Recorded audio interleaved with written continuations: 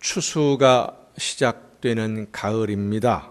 요즘에는 거의 다 농기계를 사용해서 벼를 뱁니다마는 전에는 소가 아주 중요한 농사 도구였습니다.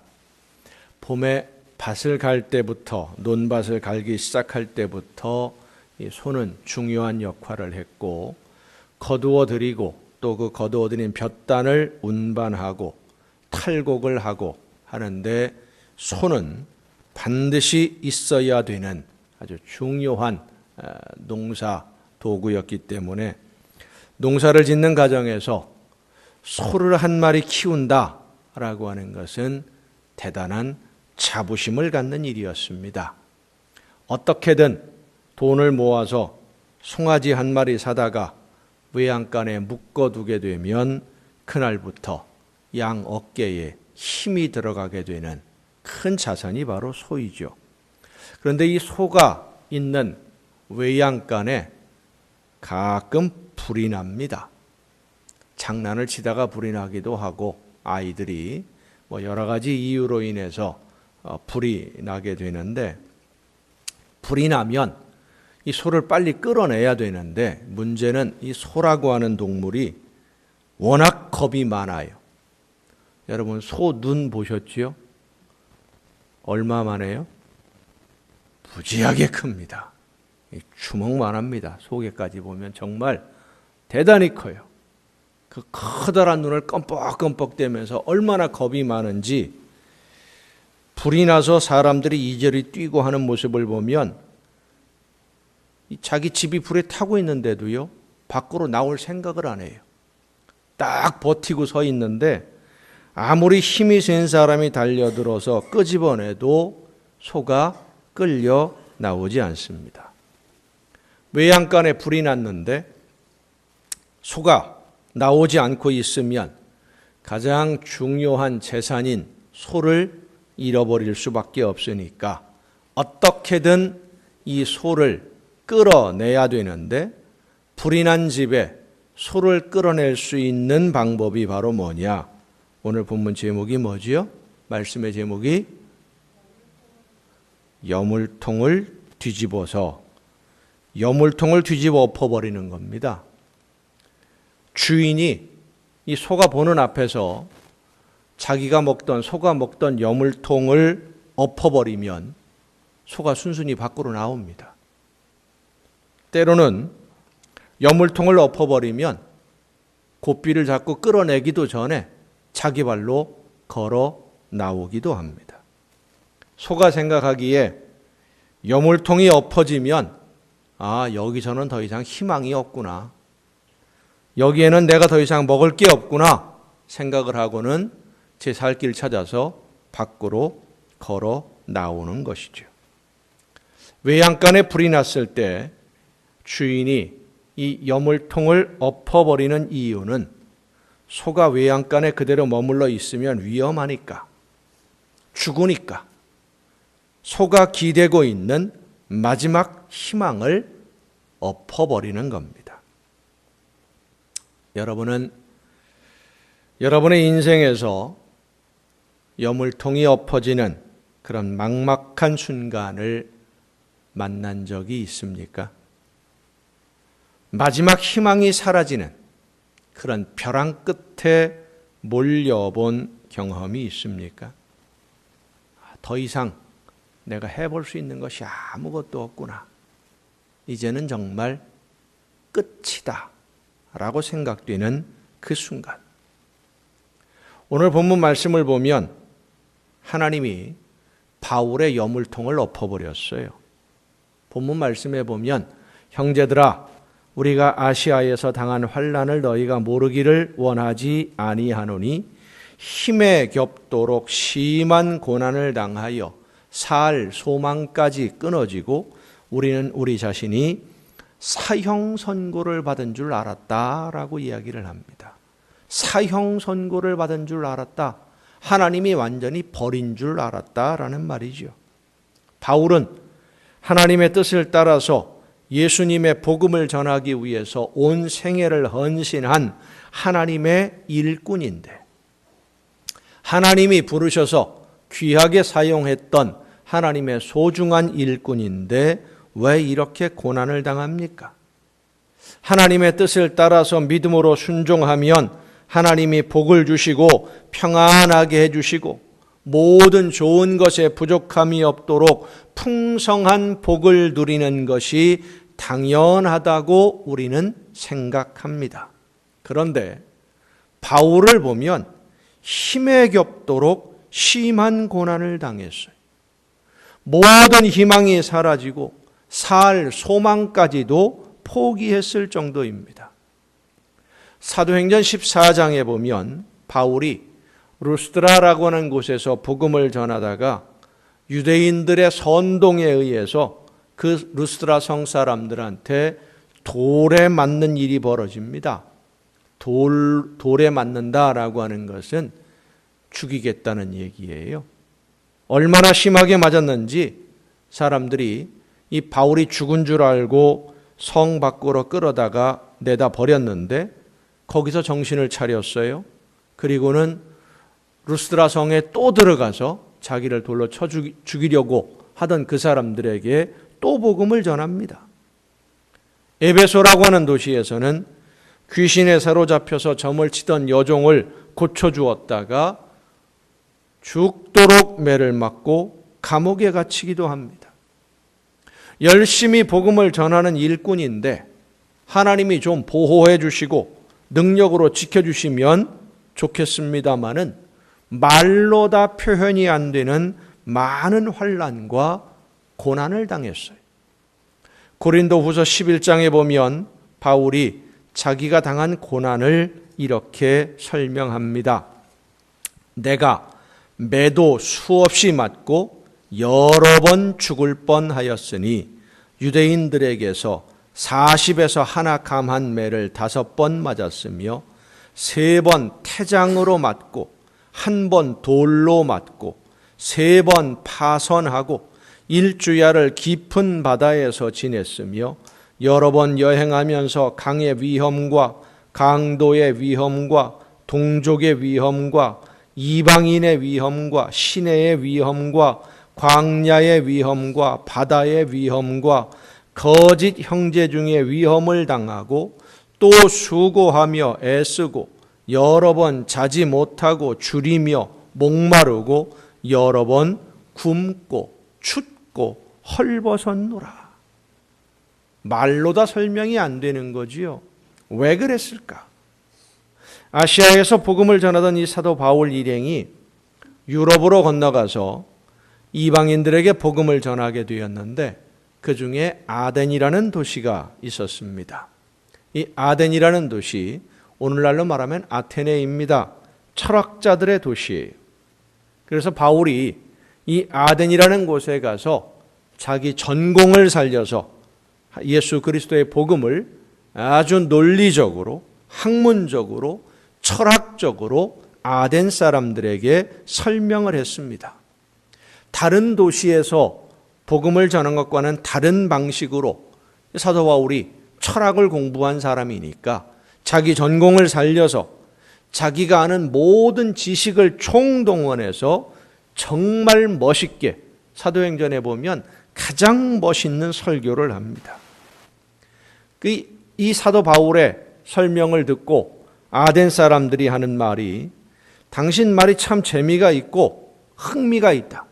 좀 더 자세히 들어보았으면 좋겠다 할 정도로 그렇게 설명을 참 잘했어요. 아마도 바울은 이 아덴이라는 도시에서 많은 사람들이 예수님의 복음을 받아들이게 될 것이라고 기대했을 것입니다. 그런데 며칠을 두고 이야기를 하고 또 해도 이 아덴 사람들의 반응이 그거 참 재밌다. 그거 참 신기한 이야기다 라고 관심은 가지는데 예수님을 믿는 사람은 없었다는 것입니다. 결국 바울은 이 아덴이라는 도시에서 복음을 전하고 그들을 중심으로 교회를 세우는 데는 실패를 합니다. 그리고 아덴을 떠나서 다른 도시로 가는데 그 도시가 바로 고린도입니다. 오늘 고린도후서, 전서 이 편지를 받은 그 교회가 있는 도시죠. 고린도에 도착한 사도 바울이 한 가지 중요한 결심을 합니다. 그 결심을 고린도전서 2장에 이렇게 기록합니다. 형제들아, 내가 너희에게 나아가 하나님의 증거를 전할 때에 말과 지혜의 아름다운 것으로 아니하였나니 내가 너희 중에서 예수 그리스도와 그가 십자가에 못 박히신 것 외에는 아무것도 알지 아니하기로 작정하였습니다. 내가 너희 가운데에 거할 때에 약하고 두려워하고 심히 떨었노라. 내 말과 내 전도함이 설득력 있는 지혜의 말로 하지 아니하고 다만 성령의 나타나심과 능력으로 하여 너희 믿음이 사람의 지혜에 있지 아니하고 다만 하나님의 능력에 있게 하려 하였노라. 아멘. 아덴이라는 도시에서는 설득력 있는 지혜의 말로 했습니다. 아름다운 말로 설명을 했었어요. 그런데 그게 안 된다. 내 지혜를 가지고 내가 아무리 멋있게 아름답게 설명해도 안 되는구나 하는 것을 이 아덴에서 깨닫고는 고린도라는 도시에 가서는 설득력 있는 말, 지혜로운 말, 아름다운 말 그거 하지 않겠다. 결심을 했다는 거예요. 한마디로 표현하면 다시는 내 지식으로 복음을 전하지 않고 오직 성령의 능력을 의지해서 하나님의 도구로 쓰임받기로 결심했다는 그런 고백입니다. 내 힘으로 내 능력으로 내가 할 수 있는 것이 아무것도 없다는 고백이. 사도 바울은 자기도 모르는 사이에 자신의 지식과 자신의 학문적인 배경을 내 안에 여물통처럼 의지하고 있었던 것입니다. 그리고 하나님은 아덴에서 바울이 붙잡고 있었던 여물통을 엎어버린 겁니다. 우리는 예수님 한 분이면 충분합니다 하고 말은 하지만 실제로는 예수님도 필요하지만 돈도 필요하고 재능도 필요하고 힘도 필요하고 지식도 필요하고 건강도 필요하다는 생각을 버리지 못하고 있습니다. 온 우주 만물의 주인이신 하나님이 내 편이 되어 주신다면 다른 어떤 것 아무것도 필요 없습니다. 주님 한 분만으로 나는 만족합니다 하고 입으로는 고백하지만 실제로는 이 세상을 살아가는데 돈도 필요하다는 생각은 더 깊이 뿌리를 받고 있는 것이 현실입니다. 그래서 하나님은 우리의 여물통을 이것만은 내가 끝까지 놓을 수 없다고 붙잡고 있는 그 여물통을 하나님 이것만은 포기할 수 없습니다 하고 붙잡고 있는 그것을 버리고 하나님의 말씀을 듣고 하나님만 의지하도록 하시기 위해서 내가 붙잡고 있는 여물통을 엎으시기도 하신다는 말씀입니다. 왜냐하면 우리가 붙잡고 있는 여물통은 우리가 생각하는 것처럼 튼튼하지 못합니다. 우리가 믿고 의지할 만한 능력이 없습니다. 이 세상에 있는 우리가 의지하는 것들은 먼지와 같은 것입니다. 우리가 불이 난 외양간에서 밖으로 나오지 아니하고 여물통을 바라보며 고집부리고 있는 소처럼 하나님의 뜻을 알면서도 혹은 내 생각이 너무나 확고해서 움직이려고 하지 않으니까 하나님을 온전히 의지하고 하나님께 모든 것을 맡기지 않으니까 우리가 이 세상에서 믿을 수 있는 마지막 여물통을 엎어버려서 하나님만 바라볼 수밖에 없도록 우리의 길을 하나님이 오늘도 이끄신다는 사실을 믿으시길 바랍니다. 우리가 늘 찬송 부르는데 주 예수보다도 귀한 것은 없네. 세상 모든 것 다 버렸네. 세상 자랑 다 버렸네. 찬송은 부르는데 실제로는 예수님보다 더 귀한 것이 내 마음속에 있고 이 세상을 살아가는데 중요한 것이 있다고 하는 생각이 너무 뿌리가 깊어서 버리지 못하니까, 아니 버리지 않고 있으니까. 여러분은 어떻습니까? 예수님이 여러분을 사랑하시고 지금 이 시간 여러분과 함께 하신다는 그 사실 하나만으로 만족하실 수 있습니까? 세상 모든 것 다 없어진다고 해도 그 사실 하나만으로 행복하십니까? 많은 사람들이 예수님을 믿기는 믿지만 그래도 이 세상을 살아가는데 필요한 무엇인가가 채워져야, 그래야 만족할 수 있고 그래야 행복할 수 있다고 생각을 합니다. 그래서 예수님을 믿는 성도들이 하나님이 주시는 평안과 행복을 누리지 못하고 오늘을 힘들게 살아갈 수밖에 없는 거예요.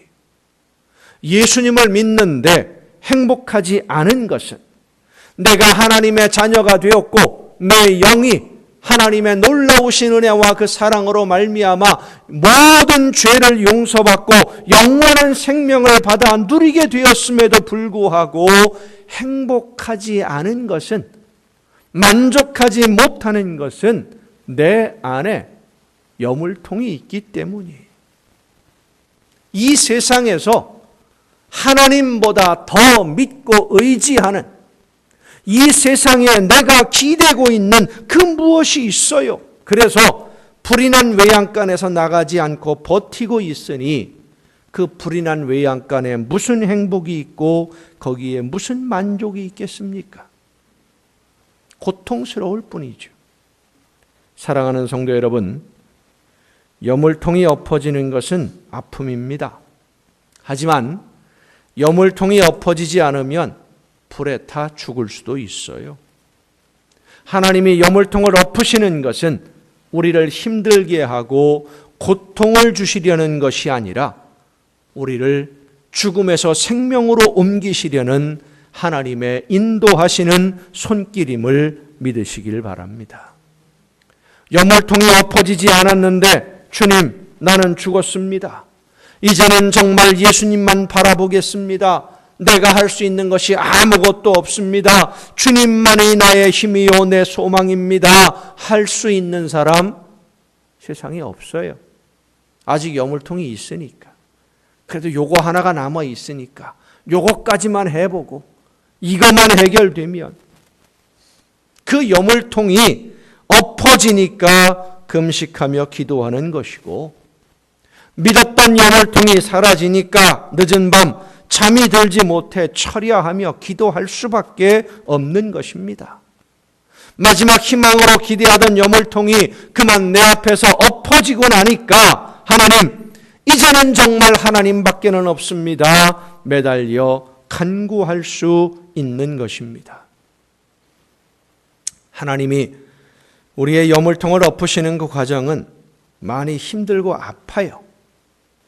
사도 바울이 고백했던 것처럼 때로는 사는 것이 죽는 것보다 더 힘들어서 차라리 죽는 것이 낫겠다라는 생각이 들기도 합니다. 하지만 성도 여러분, 하나님이 엎으신 것은 우리의 눈에 보이는 여물통이지만 우리가 믿었던 여물통을 엎으신 하나님은 우리가 보지 못했던 새로운 여물통을 우리에게 허락해 주심을 믿으시길 바랍니다. 하나님이 엎어버린 이 세상의 여물통, 이 세상에서 우리가 의지했던 것이 아니라 우리를 죽음에서 영원한 생명으로 옮겨주신 우리 주님이 우리의 의지가 되어주시고 희망이 되어주시고 우리의 기도를 들으시며 우리와 함께 하시고 우리를 도우시는 손길을 내밀어 주심을 믿으시길 바랍니다. 구약 성경의 열왕기서에 보면 엘리야라고 하는 선지자가 나옵니다. 하나님의 말씀에 순종하지 않는 이스라엘에게 하나님이 3년 6개월 동안 비가 내리지 않게 하실 것이다 선포를 하고는 가뭄을 피해서 사르밧이라고 하는 지방으로 가는데, 이 사르밧 지방에 도착했을 때에 나뭇가지를 줍고 있는 한 여인을 만납니다. 엘리야가 이 여인에게 떡을 한 조각 가져오라 라고 부탁을 합니다. 이 여인은 아들과 둘이 살고 있었는데 그 집에 떡 한 조각 만들 만큼 식량이 마지막으로 남아 있었어요. 그래서 마지막으로 아들과 그 마지막 남은 밀가루로 떡을 만들어 먹고 이제는 굶어 죽어야 되겠다 라고 생각하는 그 마지막 그 한 끼 식사인데, 엘리야가 그걸 가지고 오라는 거예요. 자기를 달라는 겁니다. 이 여인이 엘리야의 말을 하나님의 말씀으로 듣고 남은 한 끼 식사를 엘리야에게 가져다 줍니다. 그리고 하나님은 이 여인에게 가뭄이 끝날 때까지 가루통에 가루를 채워주셨고 기름병에 기름을 채워주셨습니다. 이 여인에게 마지막 한 끼 식사는 여물통과 같은 것이었습니다. 그것을 말씀을 듣고 믿음으로 버렸더니 하나님이 새로운 것으로 채워주신 줄로 믿습니다. 여러분, 우리가 세상에서 의지했던 것들, 이것은 나에게 힘이 되겠다, 어려울 때 내가 도움을 받을 수 있겠다 의지했던 것들, 사실 알고 보면 먼지와 같은 거예요. 그림자 같은 거예요. 1950년대에 황정자라는 분이 있는데 혹시 여러분 기억하십니까? 뭐 하는 분이죠? 가수였습니다.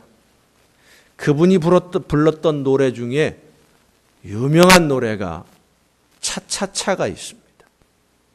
혹시 아십니까? 노세 노세 젊어서 노세 늙어지면 못 노나니 화무는 시비롱이요 달도 차면 기운 아니라 얼씨구 절씨구 차차차. 많이 들어보셨죠? 사기열전에 나오는 말을 노래 가사로 만든 것인데, 그 사기열전에 보면 인무시비로 화무시비롱 월만즉휴 권불십년이라고 하는 말이 나옵니다. 인무시비로 화무시비롱 해석을 해보면 사람은 열흘을 좋지 못하고 꽃은 열흘을 붉지 못한다. 월만즉휴 권불십년, 달은 차면 이지러지고 권세는 10년을 넘지 못한다. 이런 뜻인데, 이 세상에서 아무리 좋은 일이라고 하더라도 한 사람에게 똑같이 좋은 일이 열흘 가지 못한다라는 말이, 힘들고 어려운 일이 생겨서 그 좋은 일을 잊어버리게 만든다라는 뜻이지요. 꽃이 아름답다고 해도 열흘 이상 그 아름다운 색깔을 유지하지 못한다. 달이 꽉 차면, 보름달이 되면 기울어지는 것은 당연한 일이고, 권세가 아무리 강하다 해도 그 권력이 10년을 넘기지 못한다라는 말입니다. 이 세상에서 우리가 의지할 수 있을 것 같은 그 어떤 사람, 물질, 권력, 그 어떤 것도 영원히 우리를 지켜줄 수 있는 것은 없고, 우리에게 만족과 평안을 줄 수 있는 것은 이 세상에 없습니다. 이것을 놓으면 그만 죽을 것 같아서 끝까지 안 놓으려고 하지만, 나에게 남아있는 유일한 희망이어서 내가 기댈 수 있는 마지막 언덕인 것처럼 느껴져서 끝까지 믿고 의지하고 기대고 싶지만, 하나님은 그 여물통을 내놓으라 하십니다. 하나님이 내가 마지막까지 이제까지 의지하고 있는 이 세상의 그 어떤 것을 내놓으라는 것은 우리를 사랑하시기 때문에 거기 기대고 있으면 결국 넘어지고 쓰러지게 되기 때문에 살려면 평안을 누리고 행복을 누리며 영원한 삶을 누리기를 원한다면 그것을 놓고 나에게 돌아오라 말씀하시는 것입니다. 우리는 예수님을 믿으면서 내 안에 여물통 이미 다 버렸다고 생각합니다. 그런데 사탄은 우리를 속이고 나도 모르는 사이에 내 안에 여물통을 또 몰래 만들어 놓습니다. 그래서 나는 정말 다 버리고 다 포기하고 하나님의 은혜가 성령의 능력으로 충만해져서 이제는 정말 예수님만 믿고 하나님만 의지하고 따른다라고 했던 때가 분명히 있었는데 나도 모르는 사이에 내 안에 사탄이 만들어 놓은 여물통을 붙들고 그것을 의지하고 있는 나를 발견하게 됩니다. 언제 발견합니까? 외양간에 불이 나면 그제서야 발견하는 거예요. 아하, 나에게 여물통이 또 있었구나. 사탄이 언젠가 또 만들어 놓았구나. 불이 나고 여물통이 뒤집어지는 사고가 날 때에서야 비로소 또 깨달아요. 아, 내 안에 이게 또 있었구나. 이 여물통을 내가 발견하지 못했더라면 내가 하나님보다 이 세상의 것을 더 의지하게 될 뻔했구나. 그래서 시편 119편은 우리에게 말씀해 주십니다. 고난당한 것이 내게 유익이라. 이로 말미암아 내가 주의 율례들을 배우게 되었나이다. 사랑하는 성도 여러분, 세상의 여물통이 사라지고 엎어진다고 실망하지 말고 나와 함께 하시며 내 걸음을 지켜주시는 하나님이 내 걸음을 인도해 주심을 믿고 감사하며 하나님만 바라보는 여러분 모두가 될 수 있기를 예수님의 이름으로 축원합니다.